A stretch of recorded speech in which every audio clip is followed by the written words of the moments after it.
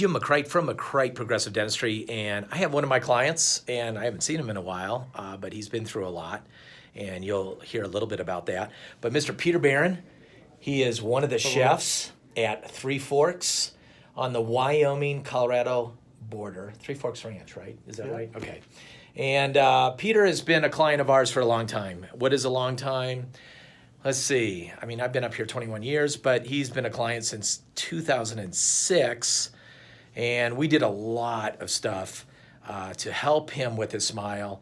And it goes way beyond the teeth. He's going to talk a little bit about that, including how we saved his life. So, Peter, how did you hear about us, first of all, and just kind of talk? And I just was looking for some dental help, some dental recovery.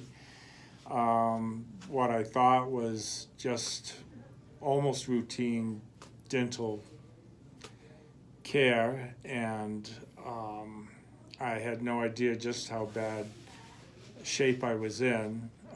When I met Dr. Jim McCrate, I was in terrible condition. My teeth were chipped and cracked and broken and literally just falling out of my mouth. I would brush my teeth and they would hemorrhage. My gums would literally just hemorrhage. At one point, I reached into my mouth with my own fingers and pulled out a molar and just spit it into the sink.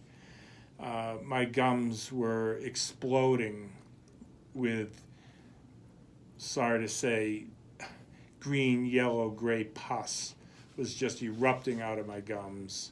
It was a horror show. And it took over a year just to clean up my gums before Dr. Jim would even work on me, on my actual teeth, just to get my mouth sanitary and even safe to work on. And you have, as one of the care providers, Jessica Berthelsen, and so Jessica's been a great help, I like to say, because it's a team approach whenever we do these cases. Yeah. You underwent full mouth restoration, as I call it, reconstruction, upper and lower, involving a lot of implants, a lot of expense.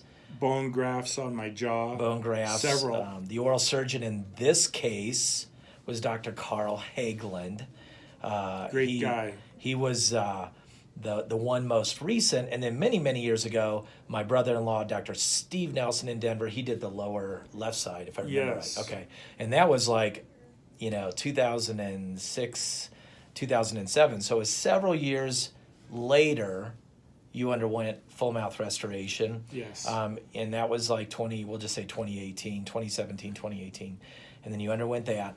But tell us a little bit, too. You had some major health issues that we had been talking about, including airway, which I think a lot of people think, what I do is just cosmetic, and it's not. It's more than cosmetic. I like to call it a physiologic approach, which we teach at the Las Vegas Institute in Las Vegas, Nevada, Summerlin actually. We also call it LVI.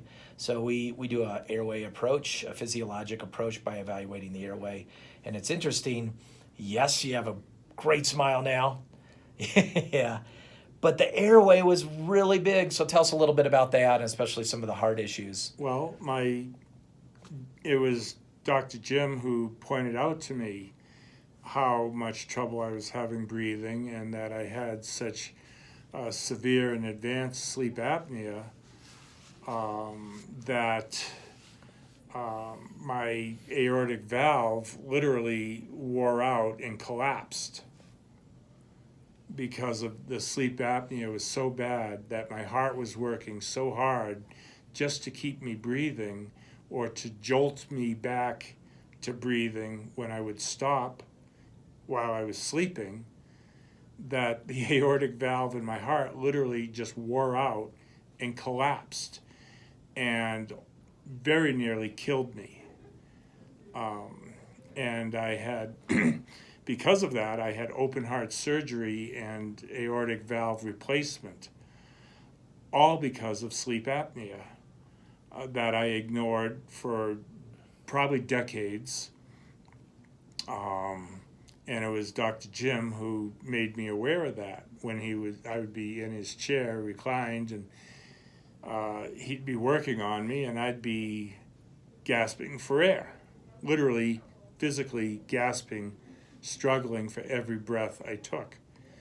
And he got me to a cardiologist, and almost emergency heart surgery, all because of sleep apnea that I was either massively in denial of or just plain didn't understand. I thought it was being overweight or because of the altitude I live at or being, out of shape. I always had an excuse and some kind of alibi for thinking it was something else, and it wasn't. They did a sleep study on me where if you stop breathing 20 times an hour, it's considered severe and advanced. They pointed out to me that I stopped breathing 56 times an hour for years and years and years, every night, every hour, for years. And when they did that test, they looked at me and said, "Why are you even still alive? What are you doing here? You should be dead." And asked me if I had any clue just how easy it would have been for me to just die in my sleep. Or in our chair. Yeah. So yeah, I mean, I'm grateful that you actually went forward and got the care that you needed. Obviously, you're a much healthier person. But what I love about this is really the collaborative effort, because it's so much more nowadays than just teeth. And I'm going to try to pan back here. Yeah. And it's so much about working with other professionals, people that are experts in their field, like a sleep physician who we use locally and a cardiologist. And then ultimately, the surgery was done several hours from here in Fort Collins, which is about 4 hours, 3-4 hours from Steamboat. So, that was really a big change of events for you. And you're still undergoing care. You're getting your CPAP evaluated as we speak. But again, this is great knowledge. Peter, I really appreciate you doing this. Well, and, a beautiful full mouth restoration wasn't going to do me any good if I simply dropped dead True. a few weeks or months after it was completed. And I don't say that to be glib or clever. That's what was about to happen. I was just going to drop dead from die in my sleep because I stopped breathing, or my heart just stopped beating. And both of them were due to sleep apnea. Not being overweight, not being out of shape, not living at 7,000 feet elevation, sleep apnea. So this is, again, a great, really true story. And Peter, I really appreciate you sharing your story, because not everybody wants to do that. Well, how about a close-up of the teeth? But yeah, I will post with this video a close-up. But yeah, let's just see that smile. I love it.